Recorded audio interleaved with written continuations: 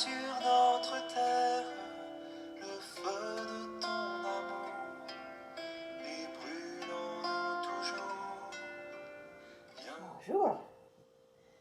Alors, nous allons débuter avec notre prière. On débute toujours avec le signe de la croix. On est prêt là dans notre coin de prière. Au nom du Père et du Fils et du Saint-Esprit. Amen. C'est intitulé « Esprit Saint, souffle sur nous » et c'est écrit par Denise Lamarche. Pour que nous désirions davantage faire une place au Seigneur dans notre vie, Esprit Saint, souffle sur nous un vent de sagesse. Pour que nous cherchions à la lumière de l'Évangile les réponses aux grandes questions de notre vie, Esprit Saint souffle sur nous un vent de connaissance. Pour que nous prenions les bonnes décisions et que nous ferons vivre dans l'amitié de Jésus, Esprit Saint souffle sur nous un vent de conseil. Pour que nous persistions à vivre et à aimer à la manière de Jésus, Esprit Saint souffle sur nous un vent de force. Pour que nous vivions en vrai fils et en vraie fille de Dieu, en vrai frère et en vraie sœur des autres, Esprit Saint souffle sur nous un vent d'affection filiale. Pour que nous prions le Seigneur, que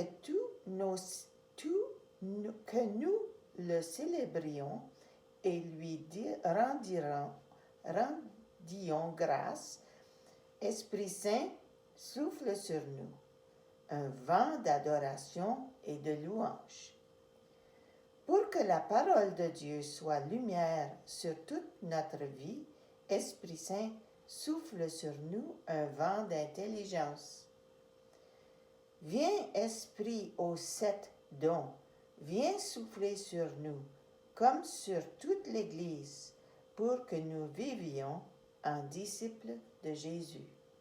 Au nom du Père et du Fils et du Saint-Esprit. Amen. J'aimerais tirer votre attention vers cette affiche. L'affiche de notre rencontre, c'est « Sois marqué de l'Esprit Saint, le don de Dieu ». C'est un cadeau. C'est un cadeau qu'on reçoit et l'Esprit Saint vit en nous.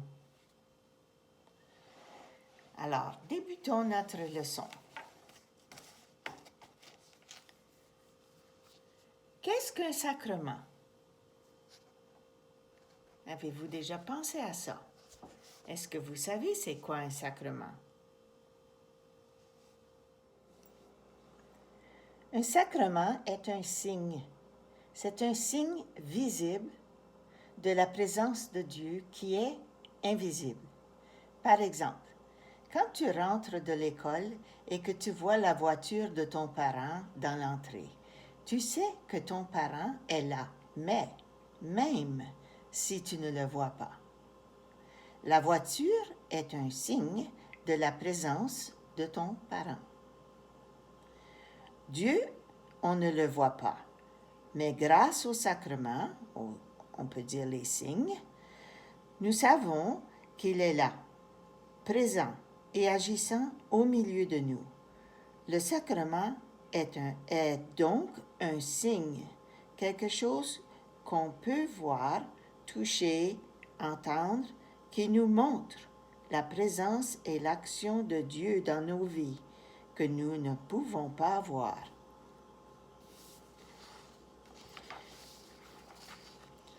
Un signe du sacrement de la confirmation est l'onction que fait l'évêque avec de l'huile sainte. Alors, on va parler de cette huile sainte. On sait que c'est le Saint Crème et on va en parler davantage. L'évêque accompagne ce signe d'une parole. On voit le geste de l'onction, on entend la parole qui l'accompagne, mais on ne voit pas la présence de Dieu.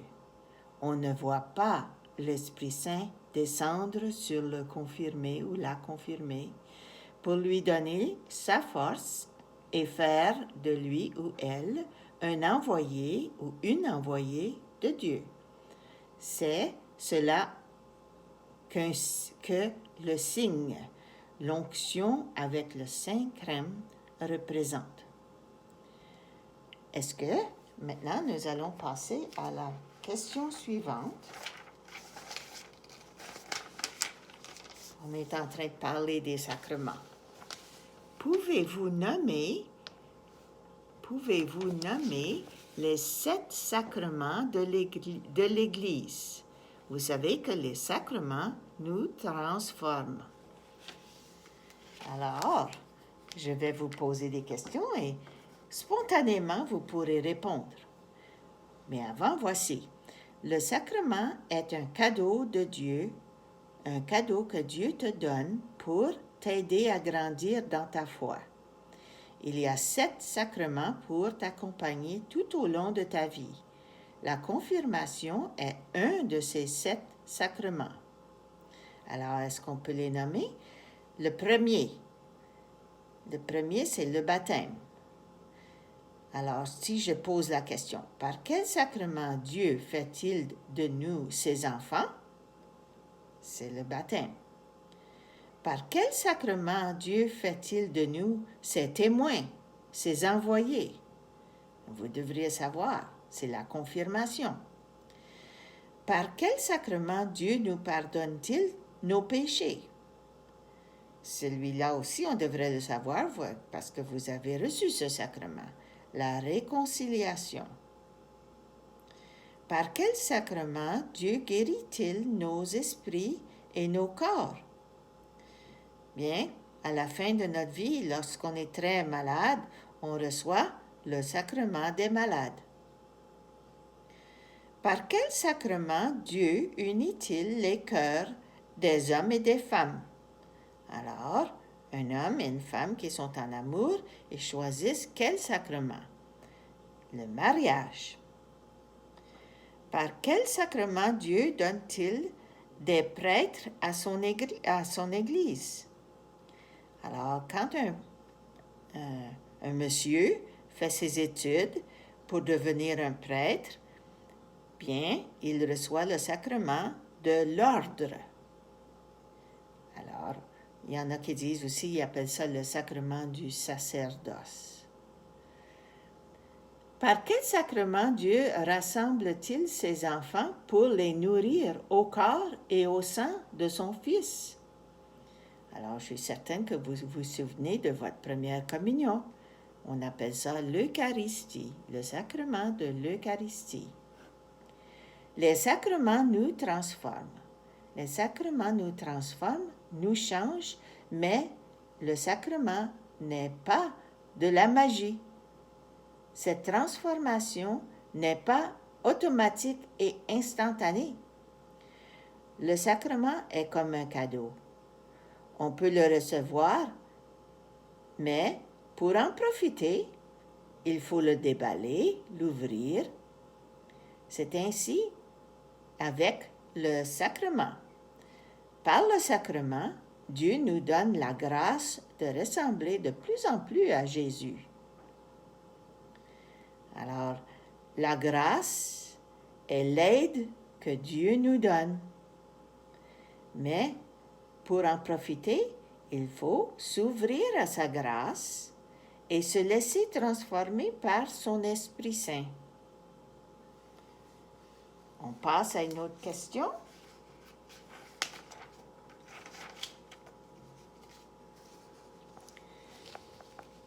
Qui confère, conférer ça veut dire donner, qui confère le sacrement de la confirmation et pourquoi? Alors, le savez-vous? Quand vous allez recevoir votre sacrement de confirmation, vous allez le recevoir de qui? C'est l'évêque qui est le ministre du sacrement de la confirmation parce qu'il représente l'Église. l'Église avec un « et » majuscule. La confirmation est le signe de l'adoption ou de la confirmer par l'Église, par toute la communauté des croyants. Par la confirmation, vous prenez votre place dans l'Église et vous participez à la mission que Jésus a confiée à son Église. Alors, quand on dit l'Église avec un « et » majuscule, on ne parle pas du bâtiment. Quand on parle du bâtiment, on met un « et » minuscule. Mais quand on parle de tous les sacrements et la liturgie, toutes les personnes qui se rassemblent autour d'un message, autour de la parole, autour de l'Évangile, bien là, on dit l'Église avec un « et » majuscule. Alors, une autre question.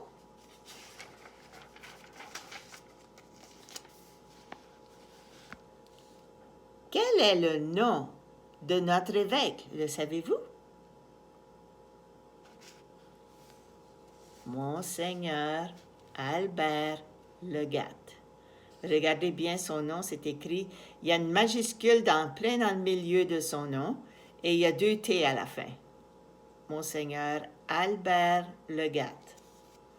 Alors, si vous ne l'avez pas rencontré encore, mais vous pouvez le voir dans la vidéo que je vous ai envoyée.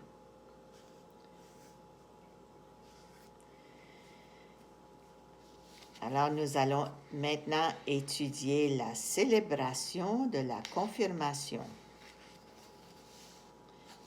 Pour ça, il faut comprendre les gestes et les paroles et les symboles.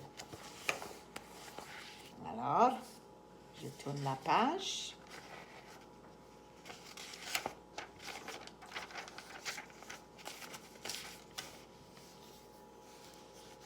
Que se passera-t-il à la confirmation? Bien oui, il y aura les paroles, des gestes et des symboles du sacrement. On va les apprendre. Le premier, c'est l'appel à la profession de la foi, de ta foi. Alors, écoutez bien. Le jour de votre confirmation, l'évêque va vous inviter à montrer par un geste votre désir de recevoir le sacrement.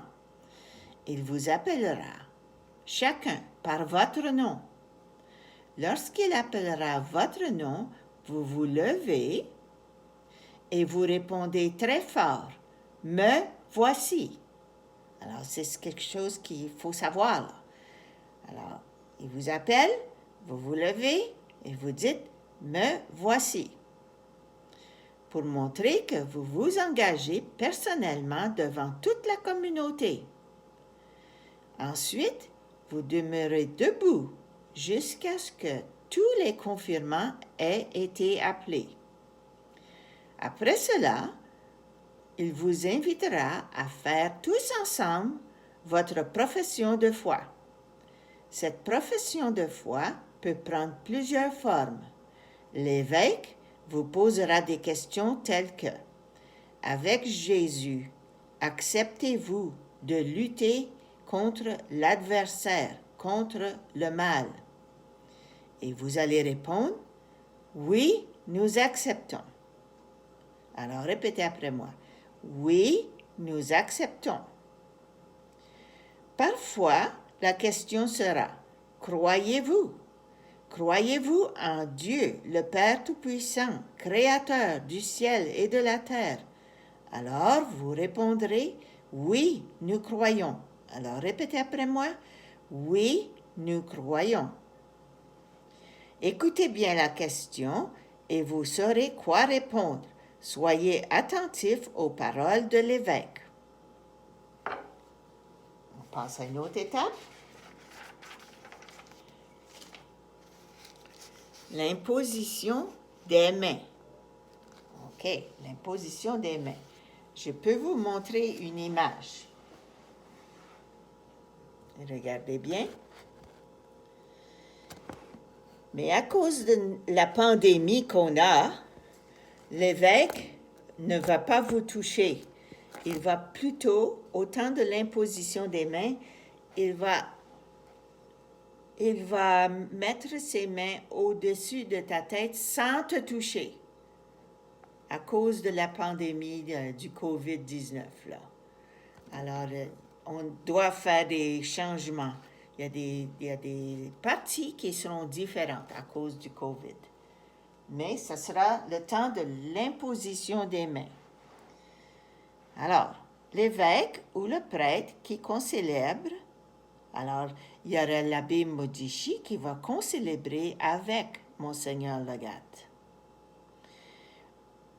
Les deux vont étendre leurs mains sur les confirmants, mais là, dans notre cas, ça va être au-dessus des confirmants. Ce geste s'appelle l'imposition des mains et remonte au début de l'Église. C'est un geste biblique par lequel on transmet le don de l'Esprit.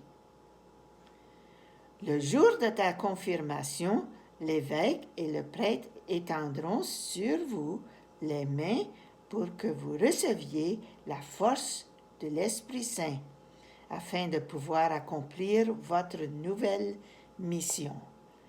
Annoncer l'amour de Dieu à notre monde. Alors rappelez-vous que vous allez entreprendre une mission. Et qu'est-ce que ça sera votre mission? Ça sera d'annoncer l'amour de Dieu à notre monde. Alors les personnes autour de vous, soyez pas gênés de dire Dieu vous aime. Rappelez-vous de ça, Dieu vous aime. Ensuite, on passe à une autre étape.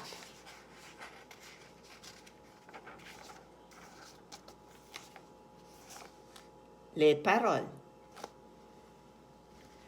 En t'imposant les mains, l'évêque récitera une prière à Dieu.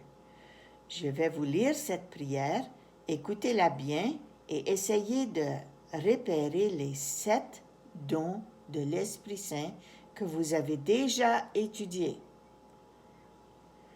Alors, Dieu très bon, Père de Jésus, le Christ notre Seigneur, regarde ces baptisés sur qui nous imposons les mains. Par le baptême, tu les as libérés du péché, tu les as fait renaître de l'eau et de l'esprit. Comme tu l'as promis, répands maintenant sur eux ton Esprit Saint. Donne-leur en plénitude l'esprit qui reposait sur ton Fils Jésus. Esprit de sagesse et d'intelligence, esprit de conseil et de force, esprit de connaissance et d'affection filiale. Remplis-les de l'esprit d'adoration par Jésus-Christ notre Seigneur, qui est vivant pour les siècles des siècles. Alors, c'est la prière qu'ils vont dire. Vous autres, vous allez bien l'écouter, cette prière-là. Soyez bien attentifs. C'est un moment précieux au temps de votre confirmation. Alors, on va revoir c'était quoi ça, c'est les 7 dons. Les 7 dons, et on va revoir ce que ça veut dire, ces 7 dons-là. L'esprit de sagesse et d'intelligence, c'est pour comprendre ce que Dieu attend de nous et savoir comment vivre ce projet de Dieu. L'esprit de conseil et de force pour avoir le courage de le faire. Et l'esprit de connaissance et d'affection filiale, c'est pour découvrir qui est Dieu et l'aimer comme un fils ou une fille aime son père. Et l'esprit d'adoration pour prier et louer. Alors, il faut se rappeler de ces 7 dons. 1. Sagesse. 2. Intelligence. 3. Conseil. 4. Force. 5. Connaissance. 6. Affection filiale. 7. Adoration. Ce sont les 7 dons. Alors, dans sa prière, le prêtre demande à Dieu: donnez-leur en plénitude l'esprit qui reposait sur ton Fils Jésus. Imaginez, l'Église demande pour vous les mêmes grâces et bénédictions que le Saint-Esprit a répandues sur Jésus. C'est puissant. Il faut y penser. Mais n'oubliez pas, ce n'est pas de la magie. Il y a toujours une condition. Il faut que tu t'ouvres à l'action de l'Esprit Saint. Il faut que tu désires sincèrement recevoir ces dons. Alors, ils te seront donnés. Alors, il faut le vouloir. Le jour de ta confirmation, même si tu ne vois rien, si tu ne sens rien, non, il n'y aura pas de langue de feu, ni de coup de vent. Ce sont des images pour représenter l'Esprit Saint. Tu dois croire que tu as reçu la plénitude, toute la richesse de l'Esprit Saint. Alors, même si on ne sent rien, on ne sent pas le vent, on ne voit pas les langues de feu, on le sait quand même, on croit que l'Esprit Saint entre en nous. Il est là, dans sa plénitude, dans toute sa richesse.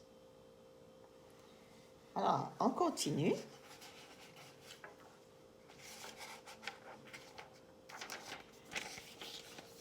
On arrive à la partie de l'onction.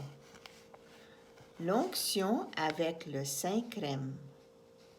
Alors, il y a des mots à retenir. Il y a crème, oindre et onction.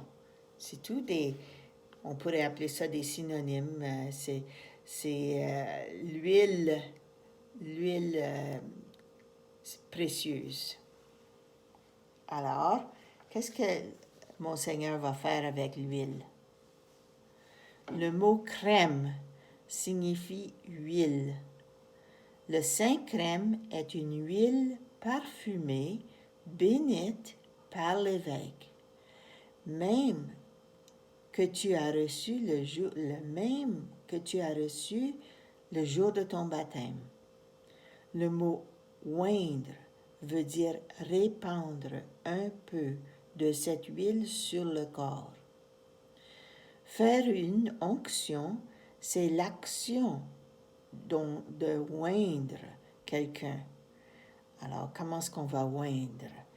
Surtout en temps de pandémie. Ce qui va arriver, c'est que Monseigneur va faire une petite croix, mais il va utiliser une boule de coton pour être capable de faire vous oindre, étendre cette huile sur votre front sans vous toucher. Il va utiliser la ouate, une boule de coton. Alors, j'espère que vous avez compris ça. Continuons.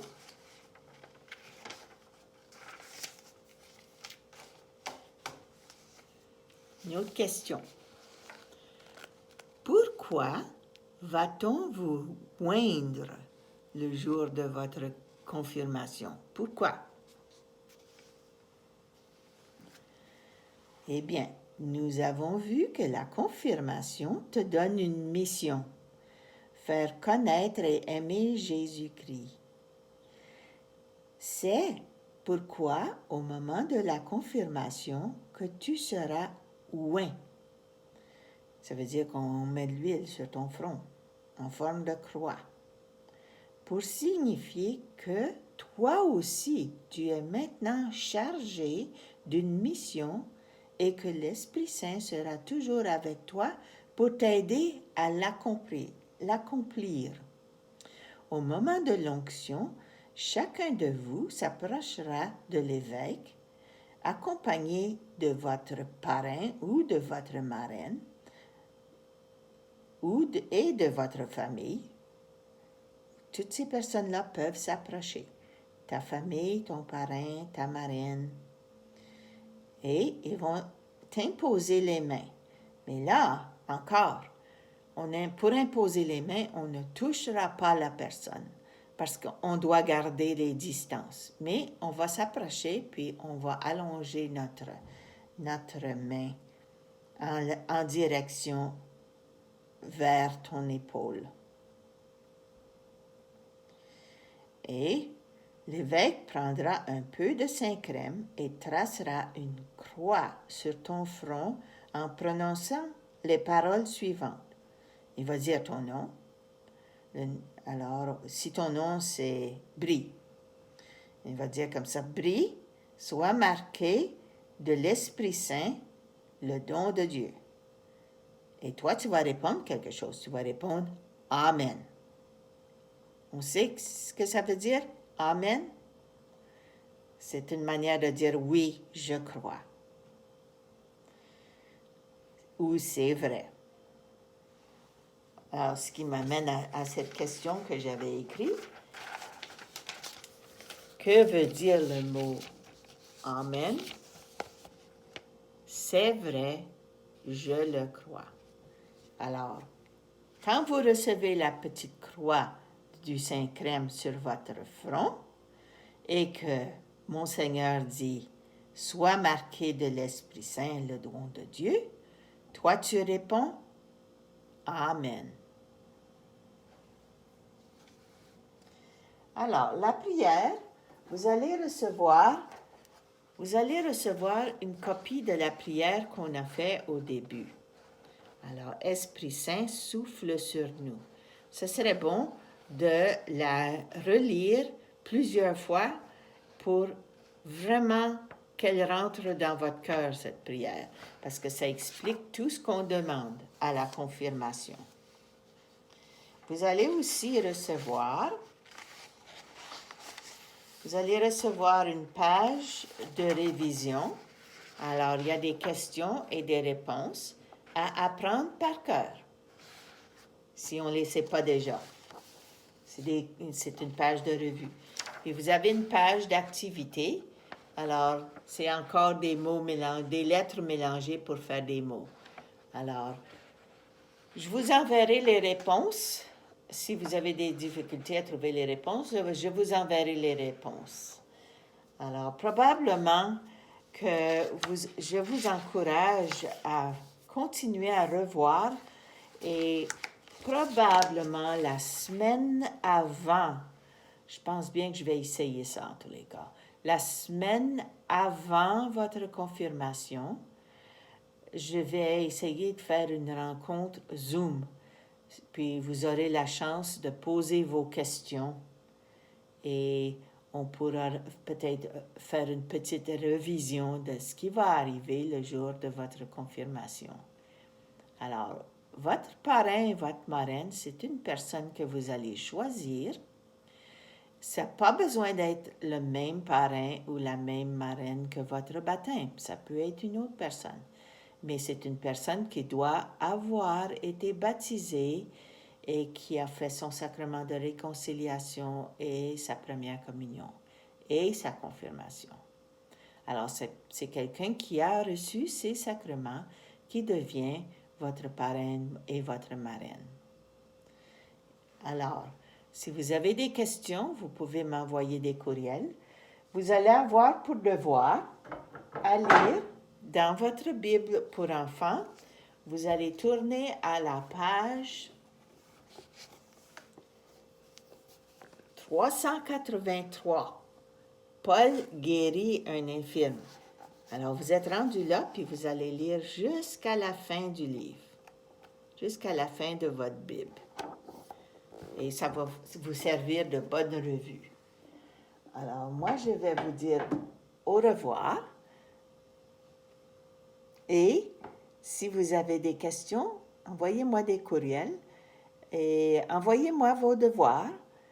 Et je vais rester en contact avec vous. Chaque semaine, je vais vous donner un petit signe de vie. Je vais soit vous envoyer un courriel ou je vais vous envoyer, je vais peut-être faire une autre petite vidéo juste pour qu'on se parle un petit peu.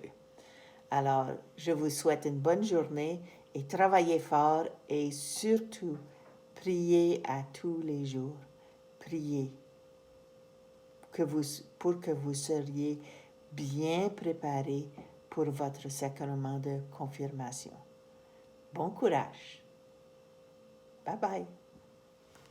Feu de ton amour, et brûle en nous toujours. Viens, Esprit Saint, répand sur notre terre le feu de ton amour, et brûle en nous toujours. Viens manifester ton amour et ta bonté à tous tes enfants qui te cherchent en vérité. Viens nous libérer de la mort et du péché. Viens nous consoler, Esprit Saint. Oh, viens. Viens, Esprit Saint, répand sur notre terre